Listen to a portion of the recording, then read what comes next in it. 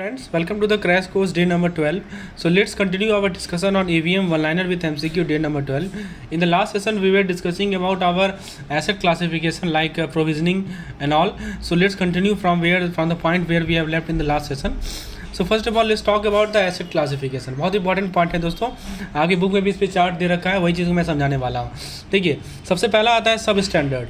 तो सब standard bracket में लिखा है सिक्योर्ड. क्या मतलब हुआ? इसका मतलब कि लोन जो कि परफॉर्म नहीं कर रहा है अच्छे से, लेकिन इसमें कोलेट्रल है आपके पास, जैसे कि कार या हाउस, तो इसीलिए सिक्योर्ड लिखा हुआ है. और सब स्टैंडर्ड है मतलब कि अच्छे से परफॉर्म नहीं कर रहा है. अब देखिए इसमें प्रोविजनिंग का रेट मैं समझाता हूँ. 6 महीना तक का रहे तो बैंक को 15% of the loan amount provision के रूप में रखना है अलग से.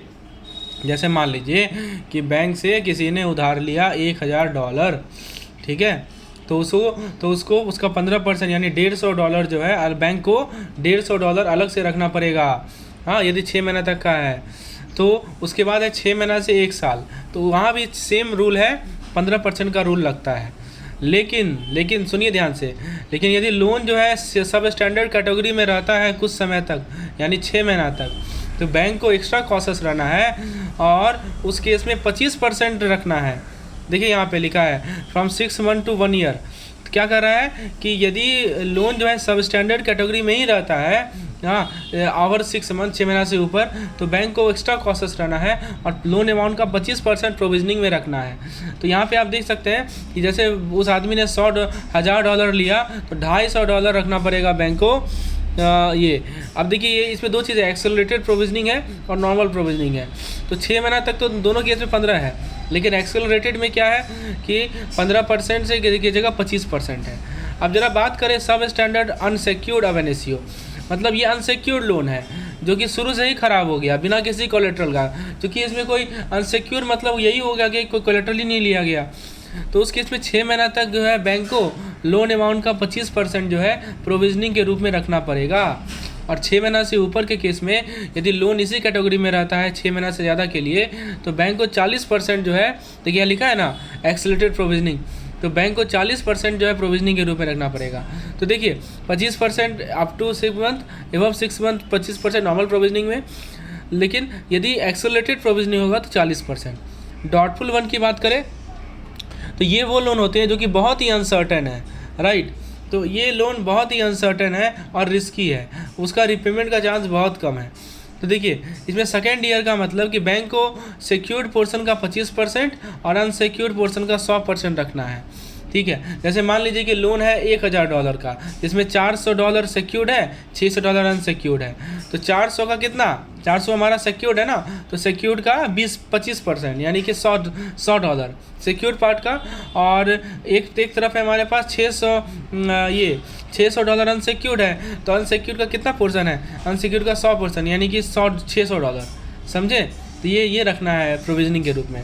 और यदि लोन डाउटफुल सेकेंड ईयर में भी रहे, एक्सेलरेटेड प्रोविजनिंग देख रहे हैं ना, सेकेंड ईयर में भी लोन डाउटफुल ही रहे, तो बैंक को सिक्योर्ड पोर्शन का 40% और अनसिक्योर्ड का 100% तो रखना ही रखना है.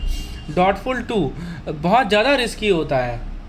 यदि लोन अनसर्टेन रहे लॉन्गर टाइम के लिए तो ये बहुत ज़्यादा रिस्की है. तो थर्ड एंड फोर्थ ईयर में क्या कर रहा है कि बैंक को 40% रखना है सिक्योर्ड पोर्शन का और 100% रखना है अनसिक्योर्ड पोर्शन का प्रोविजनिंग के रूप में. तो यदि लोन जो है डाउटफुल रहा 3 से 4 साल तक, तो उन्हें सिग्निफिकेंट अमाउंट सेफगार्ड के रूप में रखना पड़ेगा. डाउटफुल 3 की बात करें तो ये यहाँ पे लोन जो है रिस्की बहुत लंबे समय तक है. तो 5 साल के बाद जो है 100% जो है टोटल, चाहे नॉर्मल हो चाहे एक्सेलरेटेड हो, दोनों केस में 100% जो पैसा है लोन अमाउंट का प्रोविजनिंग के रूप में रखना पड़ेगा. यानी बैंक को सारा का सारा लोन अमाउंट सेफगार्ड के रूप में रखना पड़ेगा. और लॉस एसेट मतलब कि अब कंप्लीट लॉस हो गया तो बैंक को लोन अमाउंट का 100% प्रोविजनिंग के रूप में रखना पड़ेगा स्टार्ट से, ठीक है. तो ये परसेंटेज रिप्रेजेंट कर रहा है कि लोन का कितना पोर्शन बैंक को अलग से रखना पड़ेगा प्रोविजनिंग के केस में यदि बोरोवर रिपे ना करता है. तो प्रोविजनिंग एक तरह का सेफ्टी नेट के रूप में काम करता है बैंक के लिए यदि लोन ख़राब हो जाए तो. समझ में आया? कुछ क्वेश्चन कर लिया जाए. अब देखिए नॉन इंफ्रा लोन के लिए एक्सेलरेटेड प्रोविजनिंग जो होता है सब स्टैंडर्ड का वो 20% होता है. तो ये याद रखिएगा कि नॉन इंफ्रा में केस अलग केस है. पहला सवाल है कि नॉर्मल प्रोविजनिंग रिक्वायरमेंट सब स्टैंडर्ड सिक्योर्ड एसेट के लिए 6 मंथ तक ओवरड्यू है तो कितना है. अभी मैंने बताया 15% है. ठीक है। तो ये देखिए यहाँ पे लिखा है सिक्योर्ड है ना, और सब स्टैंडर्ड है, तो उस केस में कितना है दोस्तों, 15% है, प्लीज़ रिमेंबर। उसके बाद यदि कोई सब स्टैंडर्ड अनसिक्योर्ड एब इनिशियो है एसेट इज एबव 6 मंथ, तो 6 महीना से ऊपर है और अनसिक्योर्ड है, तो आपको नॉर्मल प्रोविजनिंग रिक्वायरमेंट कितना होगा बताइए, तो कितना होगा दोस्तों बताइए। तो ये एबव 6 मंथ है ना, तो 25% होगा, ठीक है। तो ये कितना है दोस्तों, 25% है, प्लीज़ रिमेंबर। उसके बाद नेक्स्ट क्वेश्चन है कि डॉटफुल वन एसेट में normal provisioning requirement second year के लिए कितना होता है। तो सेकेंड ईयर के लिए दोस्तों अब देखिए सबका अलग अलग है, सिक्योर्ड का पोर्शन अलग है, अनसिक्योर्ड का अलग है। तो सिक्योर्ड वाले का 25% और अनसिक्योर्ड वाले का 100%। तो आपसे सिक्योर्ड पोर्शन पूछ रहा है तो क्या हो जाएगा, 25% हो जाएगा। डॉटफुल टू एसेट में एक्सेलरेटेड प्रोविजनिंग रिक्वायरमेंट थर्ड और फोर्थ ईयर के लिए कितना है, तो डॉटफुल टू एसेट में दोस्तों 100% है, ठीक है। तो थर्ड और फोर्थ ईयर के लिए सॉरी सिक्योर्ड का 40 है, अनसिक्योर्ड का 100 है। तो यहाँ पे आपसे शायद अनसिक्योर्ड सिक्योर्ड पूछा जा रहा है। चलिए आगे देखते हैं किस कैटेगरी एसेट में क्लासिफिकेशन में एक्सेलरेटेड प्रोविजनिंग रिक्वायरमेंट 100% रहता है from beginning. Doubtful 2, doubtful 3, loss asset, सब स्टैंडर्ड एसेट। सही जवाब है इसका लॉस एसेट। लॉस एसेट में शुरू से ही 100% रहता है। एक्सेलरेटेड प्रोविजनिंग रिक्वायरमेंट सब स्टैंडर्ड एसेट का कितना है नॉन इंफ्रा लोन कैटेगरी में, तो वो है हमारा 20%। अब जरा बात करते हैं अर्ली वार्निंग सिग्नल की। Let's talk about the EWS। क्या होता है दोस्तों, EWS समझिए कि वार्निंग सिग्नल है जिससे आप प्रेडिक्ट कर सकते हैं कि फाइनेंशियल सिस्टम जो है कोलैप्स होने वाला है, या यदि सडन कोई बिग प्रॉब्लम आ रहा है, कोई बड़ा सा प्रॉब्लम आ रहा है, तुरंत प्रॉब्लम आ रहा है। अब देखिए generic versus early warning indicator क्या होता है। कुछ वार्निंग सिग्नल साइन जो है सभी सिस्टम के लिए काम करते हैं, लेकिन वो आपको बताते हैं कि प्रॉब्लम आने वाला है। तो डिटेल जानकारी के लिए कि क्या रॉन्ग होने वाला है, आपको EWS चाहिए जो कि उस पार्टिकुलर सिस्टम से स्पेसिफिक हो। तो जेनरिक क्या है, कुछ वार्निंग सिग्नल सभी सिस्टम पे काम करते हैं, इसलिए उसे कहा गया है जेनरिक, और वो आपको बताएंगे कि प्रॉब्लम आने वाला है, लेकिन डिटेल जानकारी आपको चाहिए कि क्या एक्चुअल प्रॉब्लम क्या है, तो आपको अर्ली वार्निंग सिग्नल जो कि उस सिस्टम से स्पेसिफिक है उसको यूज करना पड़ेगा। तो इस पार्टिकुलर स्टेटमेंट में आपको जेनरिक वर्सेस सिस्टम स्पेसिफिक के बीच में डिफरेंस बताया गया है। समझ में आया। RFA क्या होता है, RFA समझिए कि एक अकाउंट है जो कि सस्पिशियन रेज करता है फ्रॉड होने का, क्योंकि इसमें एक से ज़्यादा EWS है, ठीक है। नेक्स्ट है EWS एंड वीकनेस। तो जब भी आप किसी लोन अकाउंट में EWS देखते हैं, इसका मतलब कि प्रॉब्लम हो सकता है या कुछ गलत होने का चांस हो सकता है जो कि फ्रॉडलेंट हो सकता है। नेक्स्ट है डिटेल इन्वेस्टिगेशन। क्या मतलब हुआ कि जब आप EWS को स्पॉट करेंगे तो आप डीपर डिग करेंगे और इन्वेस्टिगेट करेंगे कि क्या रियली उस अकाउंट में हो रहा था। इसको कहते हैं डिटेल इन्वेस्टिगेशन, ठीक है।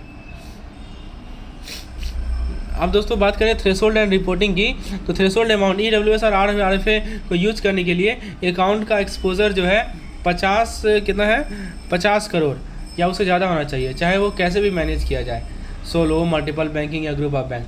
तो EWS और RFA को यूज करने के लिए अकाउंट का एक अच्छा एक्सपोजर होना चाहिए। बैंक डिसीजन क्या बताया जा रहा है कि प्रत्येक बैंक डिसाइड करती है कि अकाउंट RFA में आएगा या फंड इन्वॉल्व है। Report to CRILC central repository of information on large credit. तो ये बैंक का जॉब है कि वो RFA अकाउंट को रिपोर्ट करे या फ्रॉड स्टेटस को रिपोर्ट करे CRILC प्लेटफॉर्म पे। इससे क्या होता है कि दूसरे बैंक जान पाते हैं प्रॉब्लम के बारे में और कॉशस रहते हैं। फ्रेंड्स पहला सवाल है EWS सिग्नल को इंपॉर्टेंट क्यों माना जाता है फाइनेंशियल सेक्टर में, ताकि सिस्टम कोलैप्स को एंटिसिपेट कर सके या sudden shift in financial system को एंटिसिपेट कर। Option B is the correct answer. क्या सिग्निफिकेंस है सिस्टम स्पेसिफिक EWS का as opposed to general earning warning indicator. तो less accurate, provide information beyond the tipping point, work in all financial system, they use to marketing purpose. तो ये information provide करता है beyond the tipping point. RFA क्या होता है, account with high credit score, account with large balance, account with suspicious, वैसा account जहाँ पे सस्पिशियस या फ्रॉडलेंट एक्टिविटी राइज होता है क्योंकि एक से ज़्यादा EWS होने के कारण। जब EWS ट्रिगर होता है लोन अकाउंट में तो वो कंसर्न किस चीज़ के बारे में रेज करता है, तो वो रेज करता है वीकनेस और रॉन्ग डूइंग जो कि अल्टीमेटली फ्रॉडलेंट होता है। दोस्तों नेक्स्ट वाले कौन सा थ्रेशोल्ड लेवल है जिसके ऊपर आप अकाउंट को RFA या फ्रॉड डिक्लेयर करेंगे, तो 50 करोड़ का है। नेक्स्ट है दोस्तों इनिशियल डिसीजन जो है अकाउंट को RFA या फ्रॉड का कौन लेता है, government, individual, bank level, central depository, RBI। तो सही जवाब है बैंक लेवल पे होता है। बैंक की क्या रिस्पॉन्सिबिलिटी RFA और fraud status of the account कि वो रिपोर्ट करे इसे CRILC प्लेटफॉर्म में ताकि दूसरे बैंक अलर्ट हो जाएं।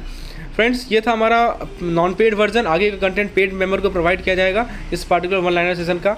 तो आप देख सकते हैं दोस्तों, मैं एक एक पॉइंट को क्लियर कर रहा हूँ, उस पर एमसीक्यूज करवा रहा हूँ। So if you want to get access to all the one liner videos, you just have to enrol in our crash course programme, और यू कैन, यदि आपको PDF चाहिए तो कैप्सूल कोर्स से भी आप एक्सेस कर सकते हैं। डिटेल जानकारी के लिए आप मुझे इस नंबर पर व्हाट्सएप करें, या नहीं तो दोस्तों आप हमारे ऐप को इंस्टॉल कर सकते हैं। धन्यवाद।